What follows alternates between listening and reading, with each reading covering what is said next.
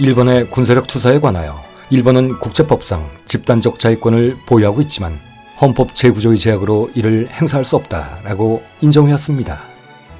그러나 2014년 7월 1일 일본 극우를 다시 불러일으킨 아베 신조 내각은 일본의 존립이 위협받고 국민의 생명, 자유 및 행복 주권이 근본부터 뒤집히는 명백한 위협이 있을 때 한해 헌법상 집단적 자위권 행사를 허용한다는 가의 결정을 내린다라는 성명을 발표하며 평화헌법 제9조를 바꾸려는 시도를 시작했습니다. 일본은 전쟁 포기를 내세운 일본 헌법 제9조의 제약이 있기 때문에 유엔 헌장 제51조에 의거 유엔 가입국 모두에게 인정되는 집단적 자위권을 스스로 사용할 수 없게 됐다. 그러면 유사시 일본은 스스로를 지킬 수 없다는 말인가 라는 볼멘소리를 하면서 말입니다. 한국전쟁이 한창이던 1951년 9월 8일 일본은 미국 샌프란시스코에서 열린 회의에서 평화조약에 조인하고 이듬해 4월 28일 독립을 했습니다.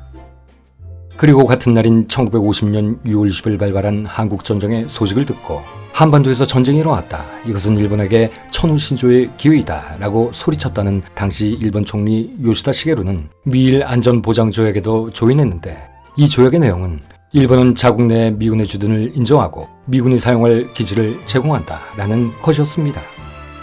다시 말해 독립은 했다지만 일본은 미국 군대가 상시 주둔하는 반식민지 상태로 머물게 만든 것이죠.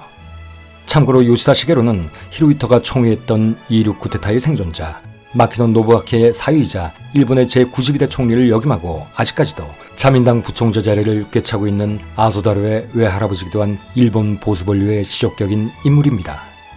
어쨌든 1952년부터 발효된 미일 안보조약은 한미상호 방위조약처럼 무기한의 기간을 가진 군사조약입니다. 단 10조에 의해 조약의 해제를 마음대로 통보할 수 있고 통보하면 1년 뒤 자동적으로 종료된다라는 특약을 가지고는 있죠.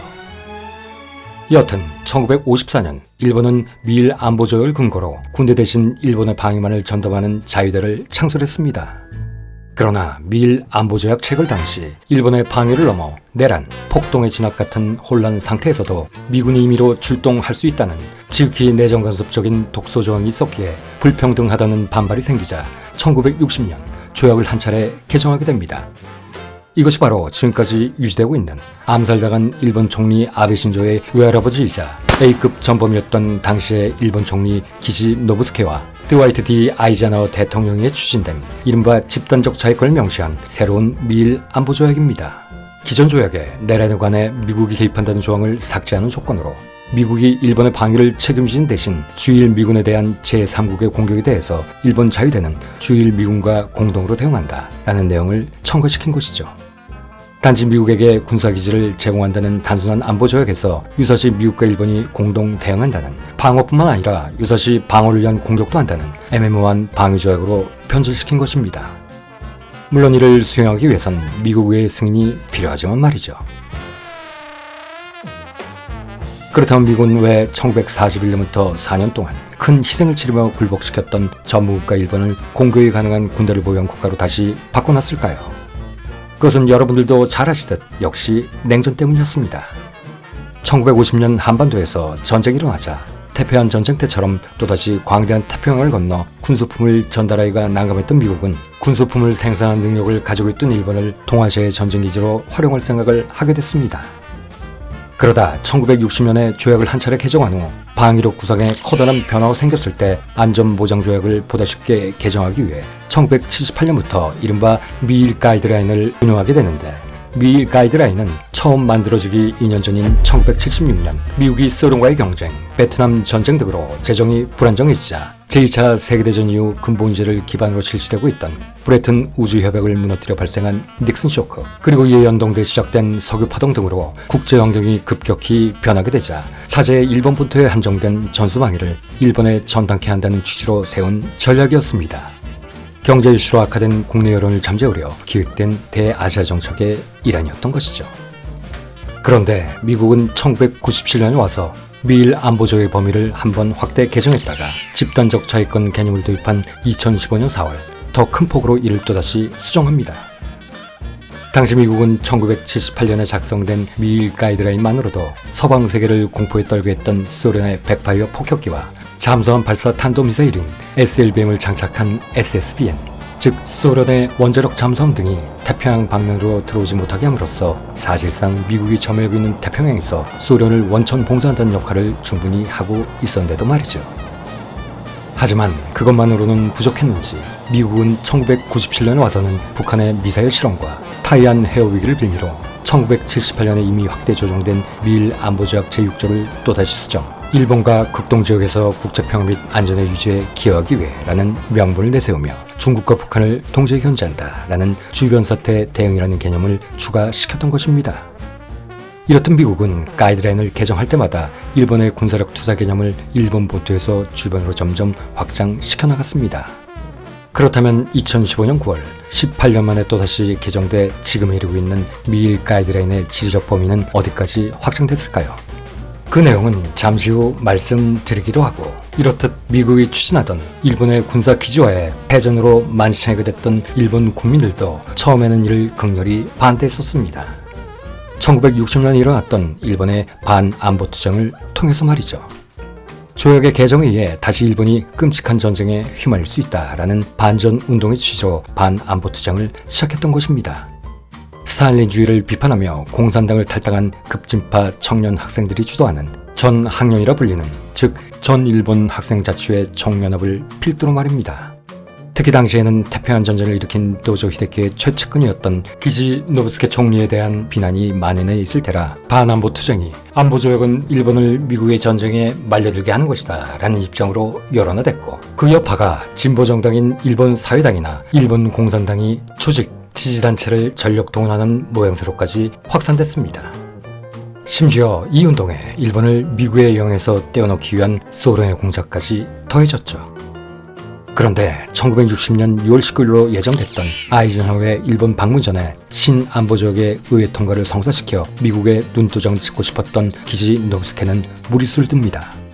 A급 전범이었던 구구 정치깡패이자 마야광 고다마 요시오와 만주통이었던 자민당 의원 하지모토 도미자부로를 통해 당시로서는 어마어마하게 큰 돈이었던 무려 8억엔, 미화 230만 달러의 자금으로 수만 명의 노름꾼, 사기꾼, 퇴역군, 우익 종교단체 회원과 야구자를 동원, 헬리콥터, 소형 항공기, 차량, 식료품, 자위대 소속의 의무병까지 지원해주며 시위대에 린치를 가하기 시작한 것입니다. 그러자 이에 분노한 시민 33만 명이 국회 앞에서 기지 내각의 퇴진을 요구하는 대규모 집회를 열게 되죠. 이에 기지노부스케도 방위청 장관 아카키 무네노리에게 육상 자위대의 출동을 지시합니다. 그러나 국가공안위원장 이시하로 까니치로가 이를 반대해버리자 아카키 무네노리도 출동 지시를 거부해버리죠. 그런데 이때 잔뜩 거울 먹은 기지노부스케, 하지만 그는 역시 남달랐습니다. 또다시 기회주의자의 얍삽함과 용의주도함을 발휘했던 것입니다. 일단 아이젠하워의 일본 방문을 연기시키고 신미일 안보조약의 비준서 교환일인 6월 23일에 맞춰 내각 총사퇴를 해버린 것입니다. 분노한 대중들에게 죽도록 두들겨 맞으면서도 말이죠. 실제로 기지노부스케는 분노한 대중들에게 쳐맞아 중상을 입기도 했습니다. 하지만 기지노부스케의 의도대로 조약은 일본 참여연의 결의가 나지 않은 채 6월 19일 자동 성립됐죠. 그리고 반안보운동 역시 A급 전범이었던 기지노부스케에 대한 정권 퇴진운동으로 흐름이 바뀌면서 안보조약 개정 반대운동이라는 본래 취지는 갈수록 옅어지기 시작했고, 결국 개정 반대운동은 흐지부지 돼버리고 말았습니다. 여기에 결정적인 상황 변화까지 일어났습니다. 1960년 10월 21일 열린 총선거에서 일본 사회당과 민주사회당이 서로 후보를 난립시키는 바람에 집권 자민당이 300석을 확보하는 압승을 거둬버렸던 것입니다. 결국 안보조약의 개정은 자연스레 국내 승인을 받는 형태가 돼버리고 말았던 것이죠. 그로 인해 안보조약은 신안보조약이 아닌 일본 자민당이 뜯어고치려 안달이 난 신안보조약으로 인정돼 버렸습니다. 그리고 그 체제로 현재에 이르게 됐죠. 이렇듯 혁명과 혁신은 어찌 보면 그 결과보다 과정이 더 중요할지도 모릅니다. 일본에서 다이쇼 데모크라시 이후 40여 년 만에 모처럼 일어나 민주혁명이 될 뻔했던 반안보운동 역시 그 의미를 온전히 유지시키지 못하고 종국에는 실패하고 말았으니까요.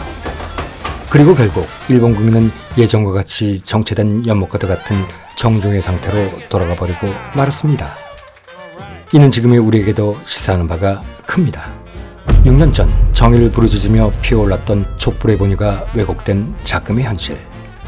그런데 우리는 과연 지금 저들처럼 정중하고 있는 것일까요? 아니면 정중동하고 있는 것일까요? 어쨌든 1960년에 일어났던 일본의 반안보 투쟁은 일본의 정치판을 완전히 바꿔버렸습니다.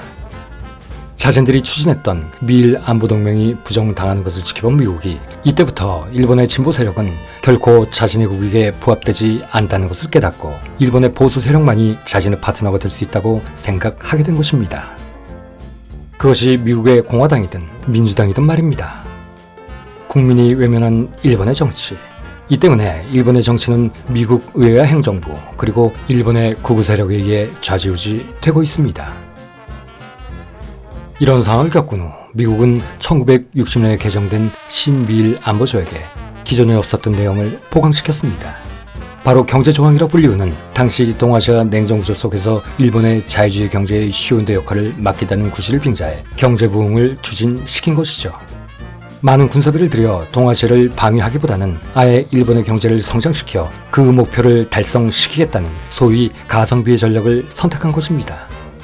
이렇게 되면 냉전의 광풍 속에 일본의 자본주의 체제를 지킬 수 있고 자신들이 짊어져야 할 군사비를 일본에 전가시킴으로써 재정적 안정을 가져올 수도 있으며 무엇보다도 일본을 자신의 경제블록에 가둠으로써 보다 확실히 일본을 통제할 수 있다는 1타 3패 효과를 누릴 수 있었으니까요. 이로써 일본은 태평양 전쟁 시기 자신들이 저지른 일을 생생하게 기억하고 있는 동아시아 지역으로 경제 진출을 할 수 있게 된 것입니다. 총칼을 찬 대신 경제적인 사유와 미국의 지원을 등에 얻고 말이죠. 이로써 미국의 이익을 위해 미국에 종속된 범태평양 경제블록이 탄생한 것입니다. 그런데 미국의 대아시아 전략은 여기서 끝나지 않았습니다. 이때 새로 맺은 미일 안보조약 제5조에 이미 언급한 바와 같이 일본의 통치권 하에 있는 영역에서 미일 어느 쪽이든 일방에 대한 무력 공격이 있을 때 양국은 이를 공통의 위험으로 간주, 공동 대처한다라는 조항까지 추가시킨 것이죠. 이렇게 미국과 일본은 자기들만의 집단적 자위권이라는 명분을 생성, 일본과 그 인근의 서태평양을 방위할 의무와 권리의 토대를 마련하게 된 것입니다. 사실상 헌법 제9조 집단적 자위권 불가라는 조항을 신미일 안보조약을 통해 조금씩 허물어뜨리기 시작한 것입니다. 일본은 지금도 마찬가지지만 1960년 당시에도 헌법 제9조가 있었기 때문에 국제적으로 독립적인 군사적 자율성은 부여받지 못한 상태였습니다. 그러기에 마치 법률 개정이 안 되면 시행령 개정이라는 꼼수를 쓰듯 평화헌법을 비껴갈 수 있는 미일 안보조약을 이용하기 시작한 것입니다. 물론 이 모든 것들은 미국의 이익에 귀결돼 있었죠. 그런데 일본과 미국의 미일 안보조약의 개정에 따른 일본의 군사력 투사 범위는 여기에 그치지 않았습니다. 앞서 언급한 바와 같이 2014년 7월 아베 신조 내각은 부분적이긴 하지만 헌법에 대한 다른 해석, 즉 국내 생명, 자유 및 행복의 추구라는 명분을 이용하여 좀 더 공격적인 자유권 행사까지 가능하게 했습니다.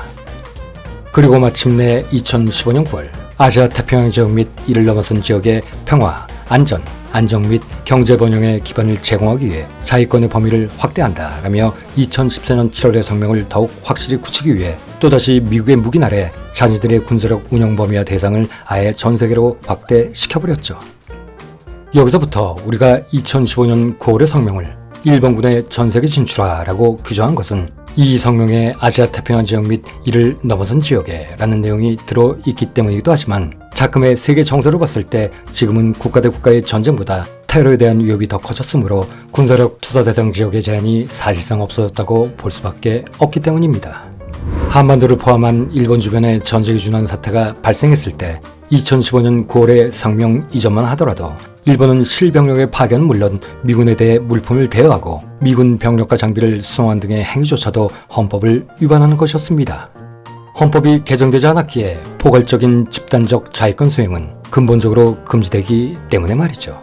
하지만 급박하게 돌아갈 수밖에 없는 전시 상황에 개헌은 많은 논란과 시간이 걸리므로 미일 안보조약에 따른 대응이 반드시 필요하다라는 자민당과 보수 정치인들의 주장처럼 일본은 2014년 7월 1일 아베가 선언한 헌법의 해석 변경이라는 편법과 미일 안보조약이라는 군사행동 규칙을 통해 유사시에는 헌법의 준수보다 국민의 안전이 더 중요하므로 어쩔 수 없이 집단적 자위권을 행사할 수밖에 없다라는 변칙적인 행위를 국민을 위하여라는 명분으로 호도하여 자국민들에게 적극적으로 홍보하기 시작했습니다.